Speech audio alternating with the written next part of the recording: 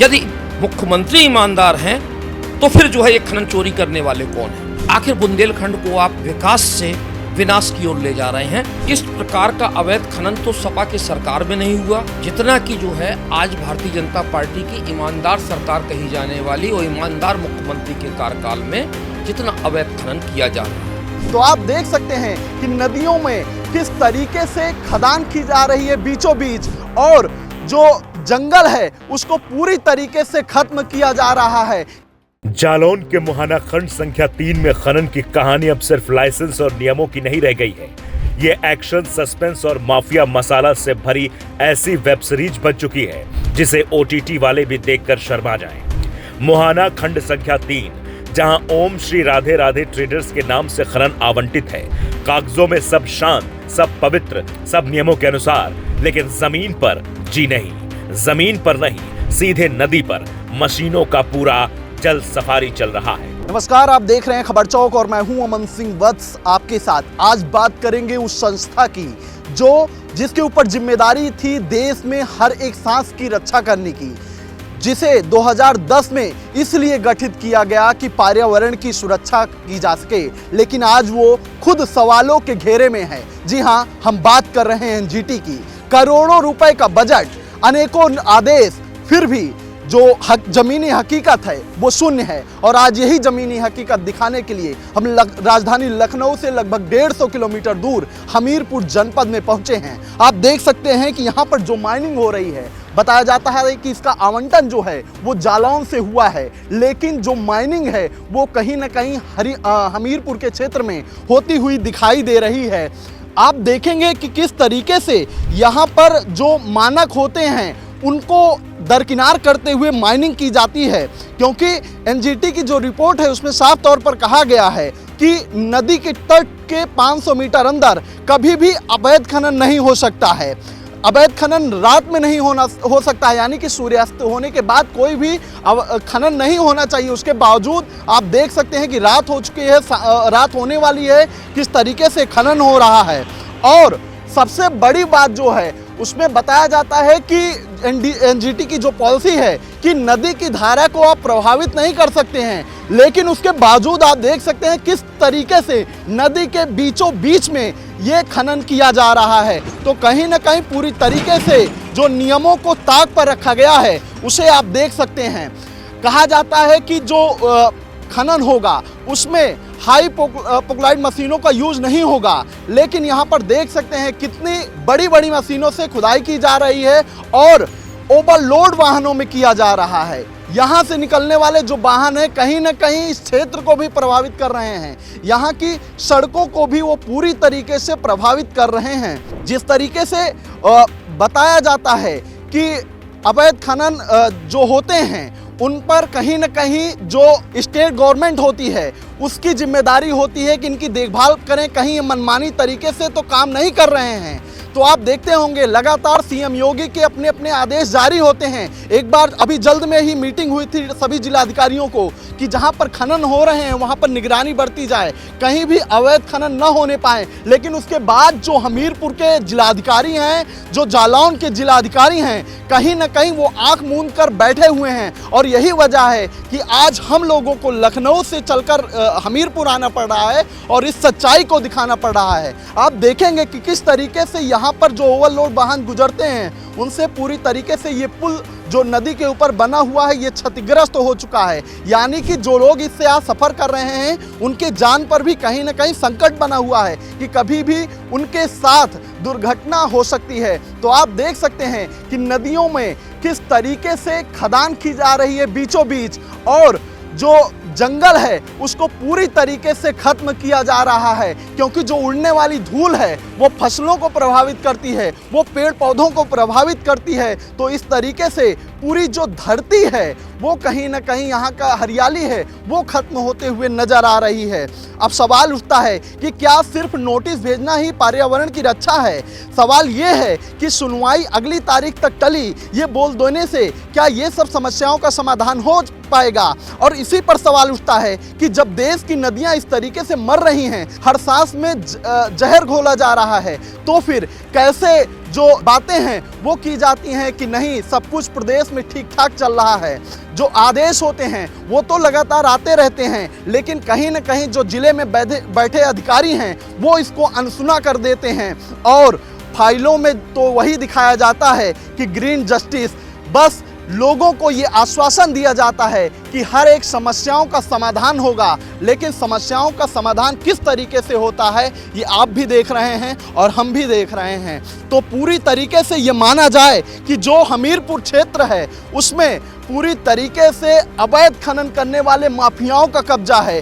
कहीं न कहीं इस पूरे क्षेत्र में जो खनन माफिया हैं उनका दबदबा बना हुआ है और यही वजह है कि अधिकारियों के नाक के नीचे इस तरीके से अवैध खनन हो रहा है। नदी के बीचों बीच जो मानक हैं उनको दरकिनार करते हुए इस तरीके से काम किया जा रहा है। नजारा कुछ ऐसा है कि हमीरपुर और जालौन के बीच बहती नदी में बड़े बड़े पावरफुल पोकलैंड ऐसे दहाड़ रहे हैं मानो उनकी नदी से पुरानी दुश्मनी हो। और ये सब किसके नाम पर चल रहा है? लोग कहते हैं माफिया विनोद यादव और मनोज कुमार जी की विशेष कृपा है।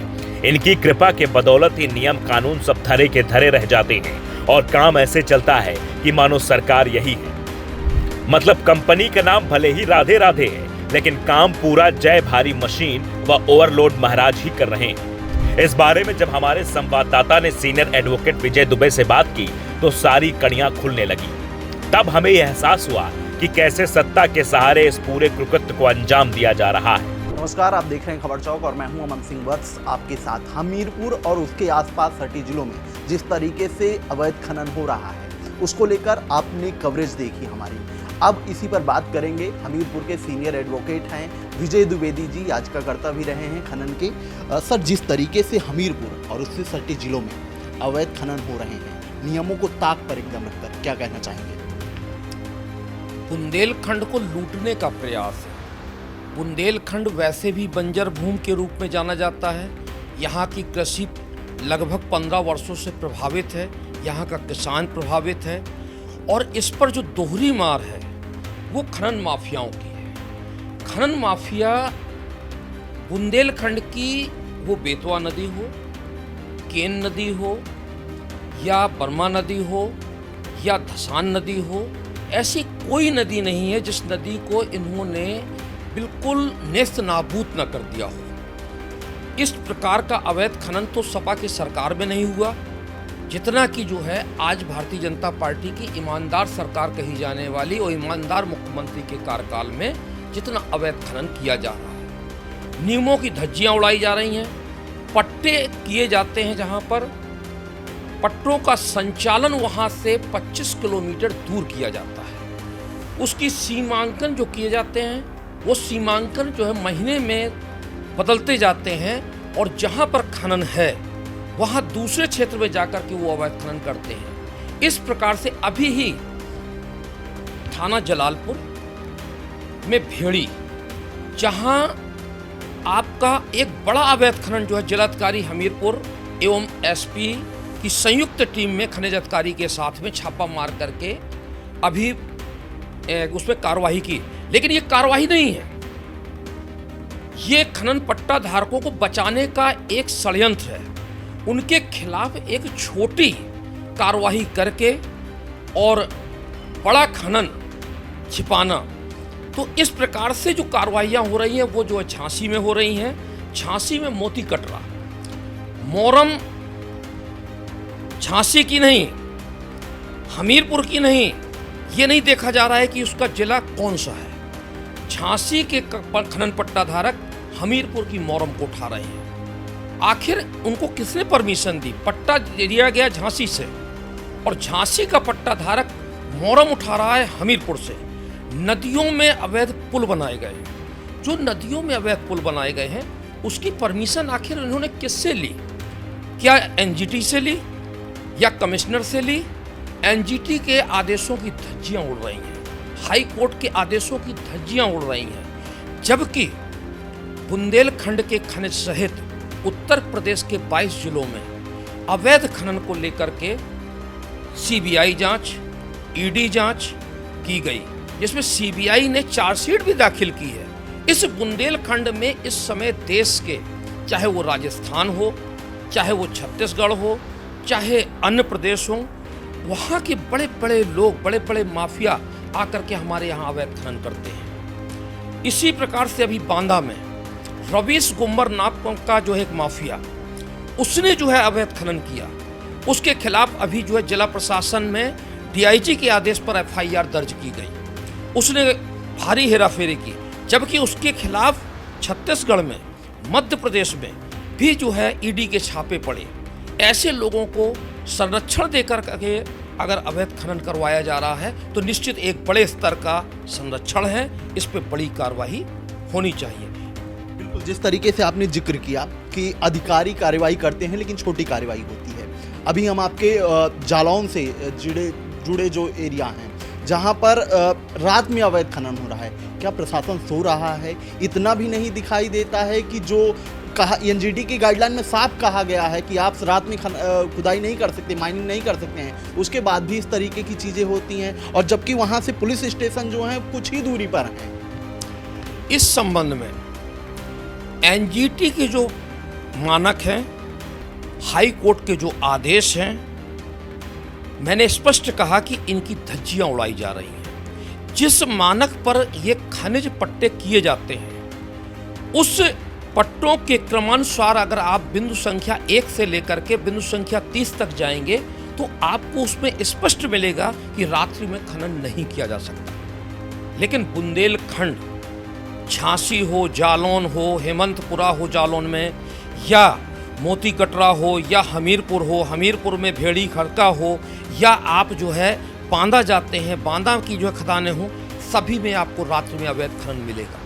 इस पर खुलेआम अधिकारियों का संरक्षण होता है। ये अवैध खनन शासन की रॉयल्टियों को छिपाते हुए किया जाता है, सड़कों को तोड़ते हुए ये खनन किया जाता है। तोड़ने का अर्थ ये है कि जब ये जो है प्रतिबंधित पोकलैंड मशीनें, जो बुंदेलखंड में 1000 से अधिक पोकलैंड मशीनें जो कि जो है रोक है जिन पर, वो कार्य कर रही हैं, वो पानी से निकाल करके मोरम लोड करती हैं, फिर वो गिरता हुआ पानी हमारे विकास के जो लिए बनाई गई सड़कें हैं उनको तोड़ती हैं। बुंदेलखंड के लगभग कोई ऐसा पुल नहीं है जो टूटने की कगार पर ना हो, जिसमें हमीरपुर में यमुना और बेतवा के पुल, जलालपुर के पास का पुल, इसके बाद आप आगे मोती कटरा का जो बना हुआ नया पुल है, वो भी पुल जो है कुछेचा के पास, वो भी जो है टूटने के कगार पे पहुंच गया है। आखिर बुंदेलखंड को आप विकास से विनाश की ओर ले जा रहे हैं, और अवैध खनन जोरों पर है, और ईमानदार मुख्यमंत्री का नाम है। यदि मुख्यमंत्री ईमानदार हैं तो फिर जो है ये खनन चोरी करने वाले कौन हैं, और या फिर ये खनन चोरी करने वालों पर निश्चित रूप से जो मुख्यमंत्री का संरक्षण है, इसलिए कार्रवाई नहीं हो रही। क्या लगता है सीएम योगी को इन सब की जानकारी है, या फिर जानबूझकर जो जिले में बैठे अधिकारी हैं वो गुमराह करने की कोशिश कर रहे हैं, शासन हो या प्रशासन हो? मैं नहीं समझता हूं कि मुख्यमंत्री को ऐसे खनन की जानकारी ना हो, क्योंकि मुख्यमंत्री के अधीन में जो है खनन विभाग है। भूतत्व एवं खनन कर्म मुख्यमंत्री के अधीन है, और उनको मालूम है कि इसी पर चल रही है सीबीआई जांच, इसी पर चल रही है ईडी की जांच, इसी पर सीबीआई की चार्जशीट दाखिल है। आखिर उसमें अखिलेश भी जो है घेरे पर हैं। तो ऐसा नहीं है कि योगी आदित्यनाथ जी को, माननीय मुख्यमंत्री जी को इस अवैध खनन की जानकारी नहीं है। बिल्कुल है, निश्चित रूप से है, अन्यथा जिले का प्रशासन, एक जिले का प्रशासन सहयोग कर सकता है। लेकिन बुंदेलखंड के झांसी से लेकर के जालौन में आइए, हमीरपुर में आइए, बांदा में जाइए, चित्रकूट में जाइए, फतेहपुर में जाइए, कौशाम्बी में जाइए, मैं नहीं कह सकता कि ये सभी अवैध खनन कोई एक व्यक्ति बड़ा ना हो जिसका संरक्षण ना हो। नदी का रेत निकल रहा है, ट्रकों में रेत भर रहा है, ट्रक ओवरलोड होकर सड़क पर फिसल रहे हैं, लेकिन जिम्मेदार विभागों की नींद अलार्म बजने पर भी नहीं खुल रही, क्योंकि शायद उनके मोबाइल में डू नॉट डिस्टर्ब खनन एडिशन लगा है। तभी तो न प्रशासन को सुनाई देता है, न ही दिखाई देता है। जालौन और हमीरपुर में खनन का ऐसा खेल चल रहा है कि नदी तक कह रही है, मुझे तो आज तक पता ही नहीं था कि मैं सरकार की निगरानी में हूँ। जालौन के डीएम साहब राजेश कुमार पांडे जी, जब हमारा कैमरा ये सब देख रहा है तो आपको कुछ क्यों नहीं दिखाई देता? आपके सामने भी तो फाइलें पहुंची होंगी, शिकायतें पहुंची होंगी, लेकिन ऐसा लगता है कि आप तो सब कुछ भूल और बिसर गए हैं। ऐसा ही हाल हमीरपुर के कलेक्टर साहब घनश्याम मीणा जी का भी है। देखने और सुनने के बाद भी खामोशी का आलम ऐसा है कि पूछिए मत। चारों तरफ हाहाकार है, लेकिन साहब को नहीं कोई सरोकार है। तो कुल मिलाकर जालौन और हमीरपुर के डीएम साहब इस बात का बेहतरीन उदाहरण है कि अगर कोई चीज देखनी ही ना हो तो खुली आंखें भी किसी काम की नहीं होती। नदी चीख रही है, गांव चिल्ला रहे हैं, मशीनें गरज रही हैं, लेकिन प्रशासन ने शायद साइलेंट मोड पॉलिसी लागू कर रखी है। ब्यूरो रिपोर्ट, खबर चौक।